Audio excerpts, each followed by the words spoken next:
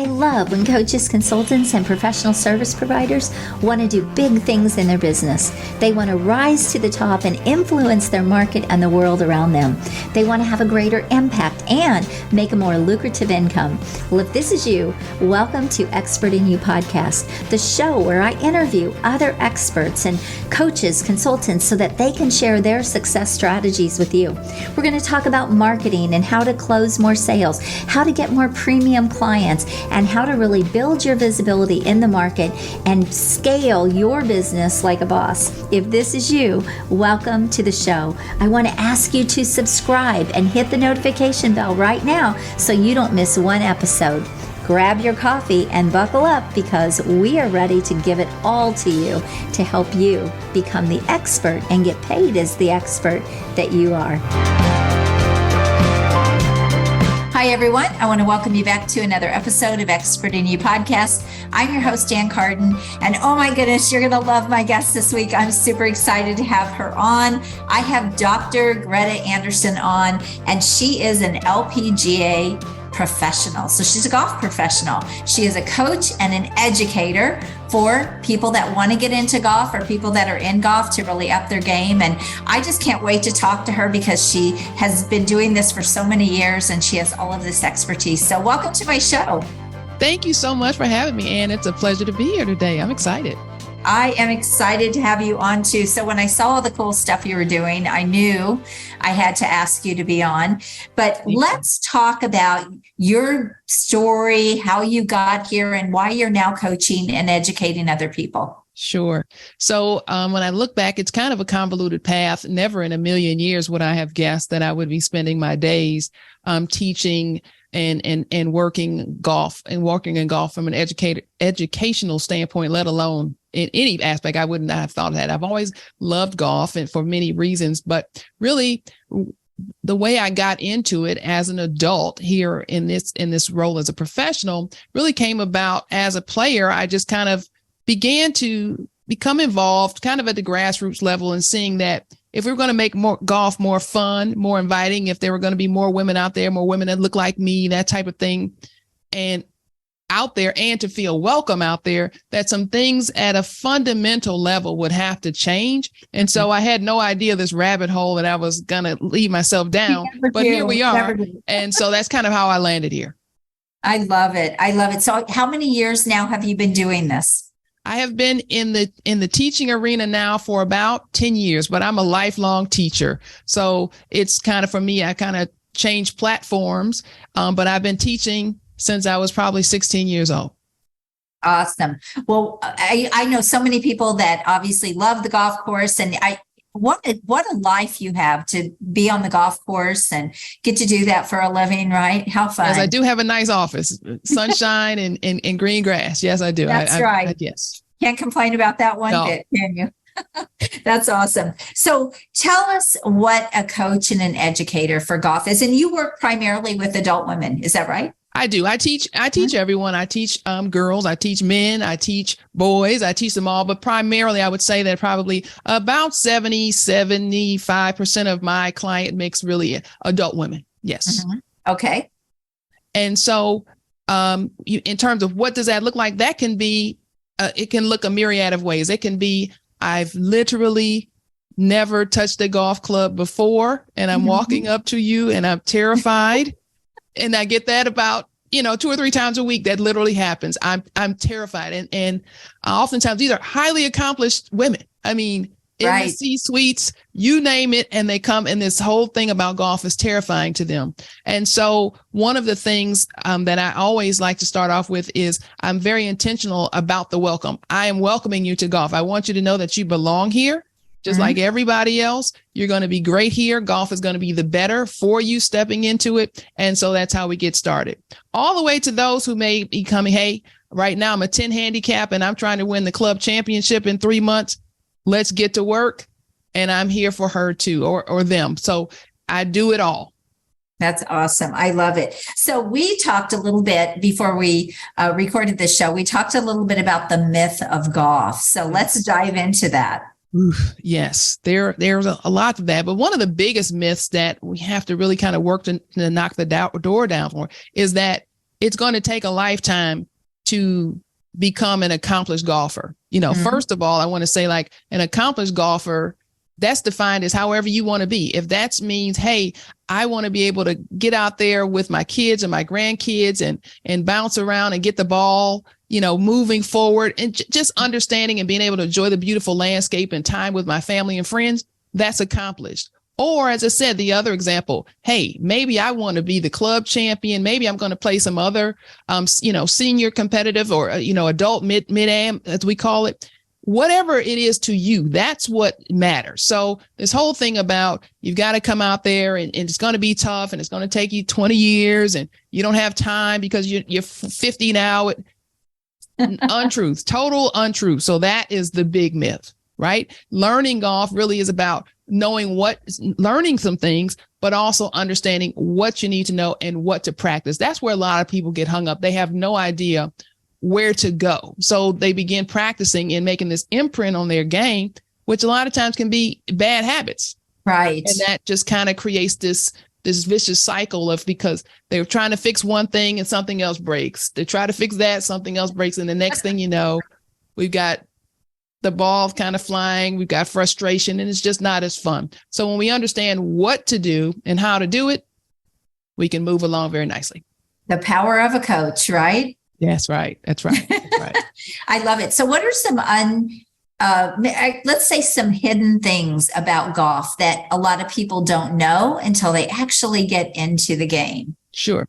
Number one, golf is athletic, but it's almost more mental than athletic in many ways. Mm-hmm. Now, when we turn on TV, especially on the weekends, or if you turn on the Golf Channel, it can look very different. And while our sport does not have bifurcation, which means, a clear separation and a different set of rules for professionals versus amateurs, in many ways, we play two different games. Right? The guys and girls that you see on TV, remember, that is their full-time profession. They practice tens of 20s of hours a week. They've got, they are professional athletes. So oftentimes when people are comparing themselves to what they see on the TV, no. So loose ourselves of that, right? Mm-hmm. And that's one of them. Number two is that I've got to be able to hit this ball super far to be a really good golfer. Not true. Distance never hurt anybody. But as I will tell people, distance unguided is just a train wreck. It's just chaos. Right? So what? You can hit the ball 280 yards, but if it's in the woods or if it's in the creek, right, doesn't matter, right? So it's really about understanding what you can do and playing within yourself, which is one of the beautiful things about the game, right? And then one of the things that I love absolutely the most about golf is that unless we specifically choose to make it as such, it is not an adversarial activity or sport, right? We are playing together. Mm-hmm. And you're playing your game and I'm playing mine. Right. Unless we decide to make this a competitive thing. Other than that, we're just two people out in the fairways having a great day. Right. And no other sports are like that. I love that. So you were a golfer, obviously, before you started teaching people. And sometimes people kind of lose their passion when what they were doing for fun and all of a sudden becomes a job, right? Yes. How do you feel about that? It is very true. I will say this. I've mentioned that I've been teaching most of my life. I played competitive tennis my entire life since I was a little girl. I've loved tennis and I still love tennis. I don't play anymore, but I still love it. And as a tennis professional, that is one thing that I did. And I don't say that I regret it. I view it as a very important learning lesson that I did become a bit burnt out because I kind of mixed the two. Now, as a more adult golf professional, a little bit older, see the gray hair there, a little bit further down the pike. Listening to the audio, and then you cannot see the gray hair. But that's right. Right. So yeah, there you go. But it's okay. I'm glad to be here. Got to be here to have it. Right. One of the things that I learned is that for me, I am a golfer. I love playing golf. But in many ways, I keep them very separate now. My playing life is just Greta the golfer is one thing, and my life is Greta the golf professional. They're two different things. So yes, it is important because you can kind of, when they kind of get mixed up, it gets kind of icky. So yeah. Yes. That's great. So you said golfing is for everyone. Let's talk a little bit about that, because I think a lot of people associate golf with a certain idea or a certain mindset around it. Sure. But you said it really is for everyone. Sure. Well, golf is unfortunately loaded with some of the vestiges of an unfortunate, unequal history. And so the good news is that we're moving forward, onward, upward, right? We know better and we're going to do better. And so we really are working hard to open up the doors to let everyone know that the sport is for them. Everyone. As I always said, like, if you can breathe, then golf is for you, right? and it really is open like that. We know that that I think, I forget the exact statistics. I wish I'd remember them, but we're having great growth from women coming into the game. We know that even more, we're doing a lot of things with girls who obviously grow into women who are playing more. And so when we began with the pipeline of the girls grow up pretty quickly, right? Right. And so we're growing a game and spreading the news. But also with golf, unfortunately, is not the most inexpensive activity. And so that has limited the field. So now we're just trying to diversify ways that people can get in the game, bring down the price point in some areas. I mean, you're not going to, I don't hear that the price is going down at Augusta National or anything like that, but a myriad of places where it'll be a little bit easier access points. But then we also have these things that we call, off the green grass. We have the Top Golfs of the world, the putting shacks, all of these different things to bring people into the game, right, in more and more ways. So we're kind of spreading it and making it more accessible and more fun, frankly. I love that. I mean, talking about Top Golf, and that's kind of swept the country, really. But I think it has really piqued the interest of a lot of people. And I know even a lot of business events and networking events and social events are held at Top Golf because it's such a great place for people to congregate and have fun too. Yes, I've been to some amazing corporate events over the years at Top Golf and actually done some coaching at some of these events where the companies come in and they literally just shut down the whole place. I mean, right. Here in Atlanta, we have a couple pretty large ones, and I've taught at some events where literally, some of the, and of course, Atlanta, we have a lot of, international headquarters here, a couple of major companies, Fortune 50, they just literally bought out the place, and you're going like, there are like 1,000 people in here like swinging clubs, which like for someone like me, I'm like, I love this. It just makes it's yeah. my heart. So yeah. How fun.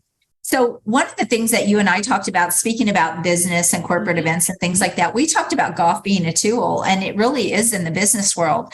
A lot of relationships are built on the golf course. A lot of big deals are done on the golf course. So do you want to dive into that just a little bit? Sure. As you said, and there are lots of deals and relationships, business relationships that begin and flourish on the golf course. As I like to tell people, there are certain times of the year like now and, throughout the year, frankly, but there are days where if I don't plan to get to work a little bit early, I'm not going to get a parking spot. And that's because there's so much business going on. I mean, that's what people are out there working. Right. That's where a lot of deals are made. And so to that end, where I talked about how I teach and work with lots of women, there are many women who are coming to me very specifically because this golf is serving as a gateway to promotion and expansion of their careers.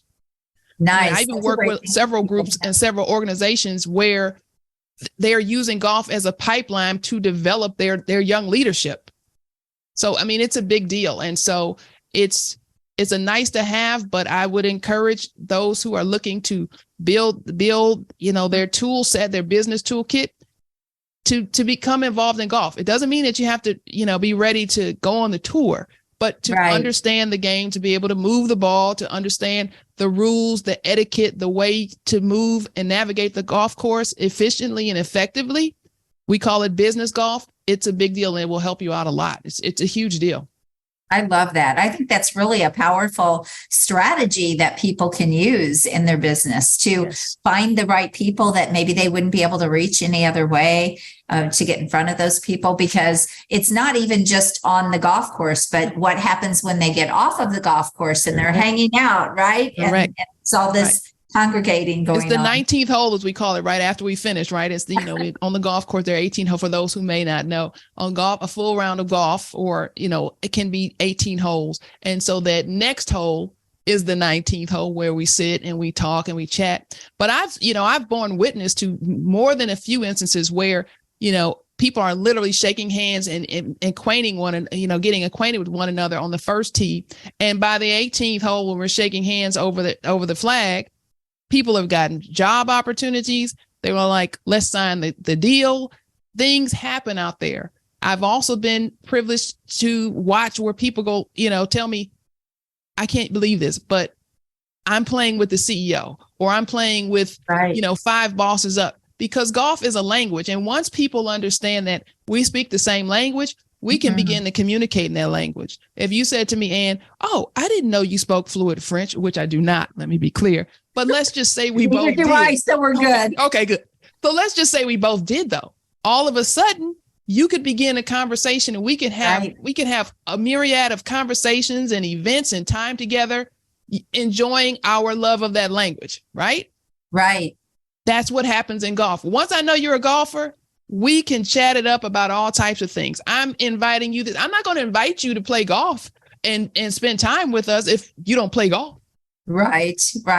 So it really builds that camaraderie, and to have common interests that now you can talk about. I always say it's kind of similar to podcasting, Greta. Podcasting kind of levels the playing field. Mm-hmm. And so people that you really look at and you look up to, and they're so far ahead, but they would love to be on your podcast and be interviewed and have a light shown on them. Mm-hmm. It can really break down those walls and level that. And golf is very much the same way. Well said. Yes, it is. It is just an amazing tool.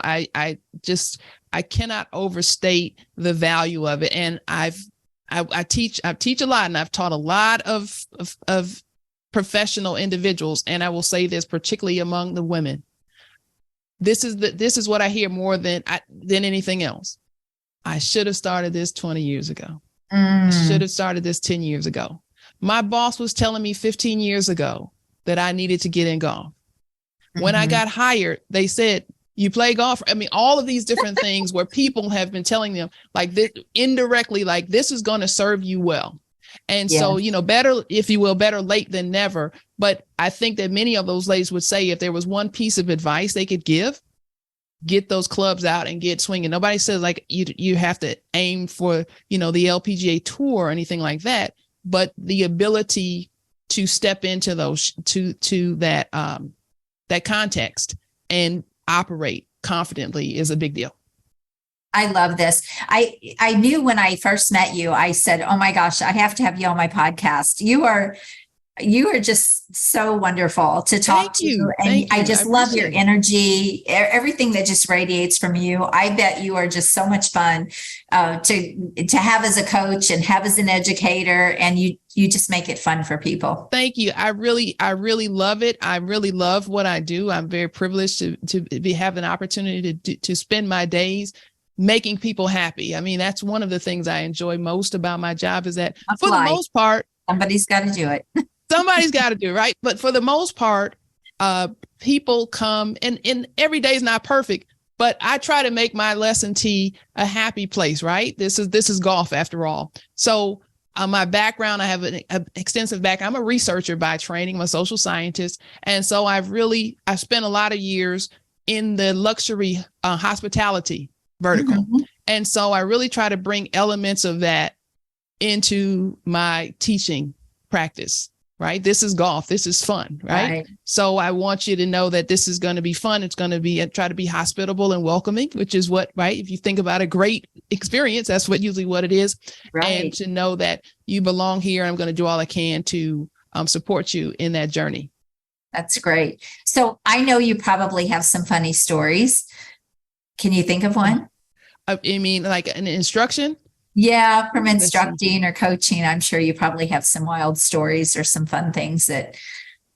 Yes, I put you on the spot. You didn't know. It's so funny. I teach. I'm in Atlanta, and so we have a plethora of professional athletes, retired athletes, movie stars, rappers, you name it. We have it all here, and so this happened just last week, and so I won't name his name, but he's a retired NFL player, and he was a lineman. He's huge. He's slimmed down now. And he's like, but he's just a big man. He's just a big, strong man. And so needless to say, a golf club looks like a toothpick in his hand and that type of thing. And so he's hitting. And so we have to continue to work on him not trying to overpower the golf club, because golf is all about technique. And so he's working and he's, diligent and this, but like I can see, like he keeps looking up, and he's looking up at this young lady. She's like a teenager and she's like petite. She's like a little pocket rocket, maybe 5'2". I'm going to guess 110 pounds, but like she's sending this ball out there. And he's like, I could just see him going like this. Something's wrong with this math, because she's totally hitting like way farther than him. And then I think he was like this club looked like it was about to snap in his hand. And I said, hey, what? He was like, this doesn't make sense. And so like, I said, you can do this, but it was this kind of back and forth. And it was just going to show, I said, see, this is not like on the gridiron. And he said, this is not football. This is not football. And so as he said, like, this is interesting because I've spent my whole life perfecting the skill of exerting my force over another human that's just as strong as I am. I said, and I was holding a golf club and I was dangling. I said, and with this little, 54 gram thing, that doesn't work like that. And so once he began to realize that it wasn't just about how strong he was, the ball was flying beautifully and that type. He's a great athlete, so I knew it would click. But he was like, it's really not about trying to overpower this little bitty ball. I said, that's right. I said, that's why she can hit the ball like that. You can hit the ball like that. He can, they can. It's for everyone. He's like, oh, okay. I said, yeah. And so sometimes it takes a little bit more to help people see that. But that's one of those things where I always love it, because it's like this freedom that people go like, okay, that's great. Yeah, I don't have to, just try to force the issue. Right. No, that's a great story. I think that really puts in perspective everything we've been talking about, how it's for anyone. And it doesn't matter, right? If anyone can do it, and it doesn't matter if you're coming late to the game. He's obviously coming late to the game. Right. Doesn't make any difference. So I love that story. Thanks for sharing that. Yeah. So how can people work with you, Greta? Do you work only locally, or do you work virtually? What are your programs like? No, I do. Obviously, I teach here locally, but no, I work virtually. And I also host camps, actually kind of around the world. And so there are many opportunities to work with me. And how do you work with them virtually? So virtually, the beauty of virtual now is that one of the good things, if you will, that came out of those unfortunate years with the pandemic was that we learned that the camera lens is a powerful tool. And so one of the great things about working hard to be a good instructor is that we use all of the senses to help you connect and, understanding that. So between, asynchronous information, which is video, audible, all the supporting ways, documentation and that type of thing to help you move forward in your golf instruction, we do it right there. So a lot of times there's also a live lesson right in front of a camera, just as if you were standing in front of me. But a lot of people, golf was one of those things where a lot of people thought, well, you can never learn golf in front of a camera. And we've learned that is not the case. You'd be surprised at the number of tour professionals who their first several years in the formation of their skill set came through a camera. That's so important for people to know. And I feel that way in business too. I'm like, with everything that we have in business, there's not much that I can't help people with in their business, right? Because they can send me anything they need. We've got video. I'm just as close to you as if we were sitting across the table. Exactly. And so I love that. There have been some good things that came from the pandemic. I will just say it's made the world smaller.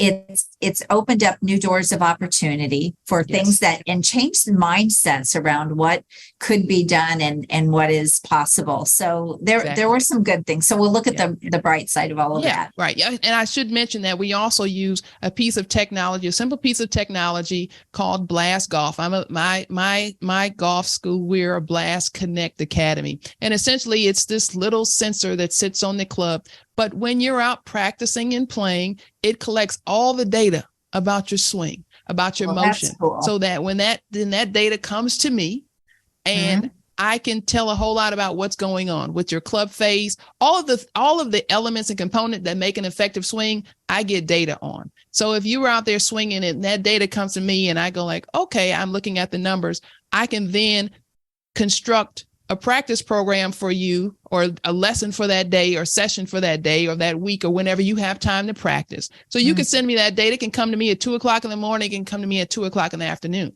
whenever you have time. So for a lot of golfers that are right here in my local area, they much prefer that system because they go like, well, no disrespect, but I want to work on my golf game at 7:00 on Sunday. Well, I'm not teaching at 7:00 on Sunday. Right. So it's a win-win, right? I love it. That's awesome. Oh, that's so great. So Greta, this has been so much fun. Thank you so much for sharing your expertise and sharing with my audience. How can people get a hold of you? How can they work with you? What's the best way? Sure. So one of the best ways is to find me at my website, which is drgretagolf.com, DRGRETAGOLF.com. And I'm on all the socials at Dr. Greta Golf, except on LinkedIn, where I'm just at Dr. Greta. And that's actually where we met. That's right. I think you commented on one of my live streams or something one day. Absolutely. We started chatting. I'm like, oh my gosh, I have to have Well, you on. were so intrigued. Honestly, I was just flipping through and I was like, whoa. And it was a great day. So it was actually a win-win, because I'm always intrigued to learn more about building business and how I can make mine better. And that's what you do. So thank you. Well, thank you. Thanks so much for being here. We'll put all of your links and everything in the show notes. But yes, if you're on LinkedIn, connect with her, reach out to her and have that conversation. So this has been so much fun. Thank you again. Thank you. And until next week, everyone, thank you for being here. Make sure that you share the show with someone else. You know, sharing is caring. I heard that and I had to pick up on it. I thought it was really good. I like it. It's true. And make sure you subscribe to the show and download it. We definitely appreciate everything that you do to make the show what it is. So thank you all. God bless you and have a great week, everyone. Until next time. Bye-bye. If you've enjoyed this episode, I want to invite you to go check out a free training that I have at expertinu.us. It is a training that I have on how you can get ultra premium dream clients, scale your business, get more freedom, and really simplify your business and multiply your money. So go check that out. And again, that is expertinu.us. I want to thank you for being here with me this week. I hope you found massive value. Please always leave a comment, feedback, or a question. We check them all. And I want you to go rock your business and make sure you join us again next week. God bless you. Have an amazing day. Bye-bye.